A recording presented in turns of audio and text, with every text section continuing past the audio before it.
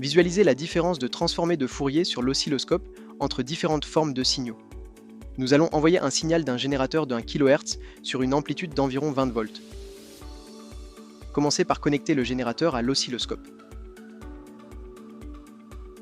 Activez le générateur. Effectuez les réglages de l'amplitude.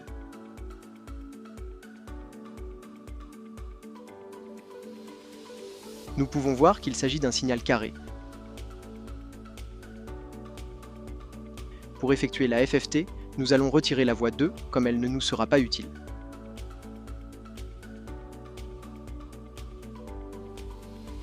Appuyez sur le bouton MATS, puis sur ce bouton pour appeler la FFT. Nous avons ici le signal original et en dessous, la transformée de Fourier rapide. Nous pouvons faire des volts RMS afin de mieux visualiser. Il est possible de régler la FFT avec les paramètres verticaux ou horizontaux. Le M signifie multifonction.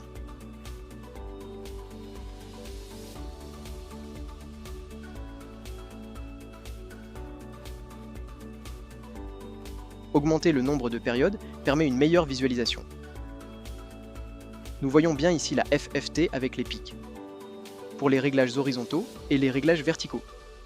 Ici le décalage, et ici le nombre de volts par carreau.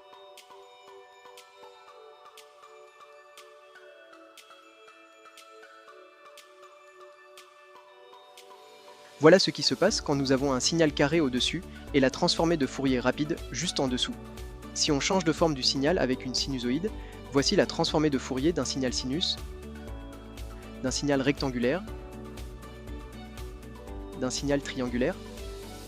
Il est intéressant de constater les harmoniques. Pour les mesurer, nous pouvons appeler de curseur. Auparavant, il faut valider la fonction pour déverrouiller les curseurs.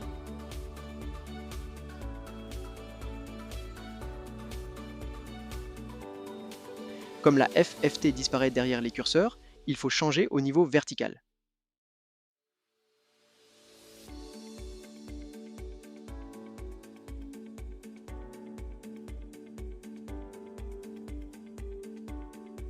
Il faut maintenant appeler les curseurs. Choisissez la fenêtre principale ou l'extension.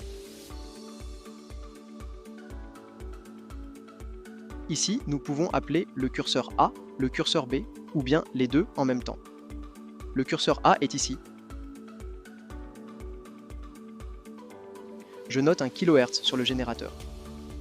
Derrière, nous retrouvons des harmoniques.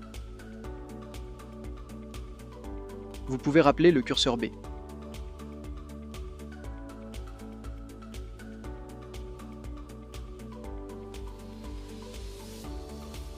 Nous pouvons constater une harmonique en rang 3, puis en rang 5 avec un petit bruit de fond derrière.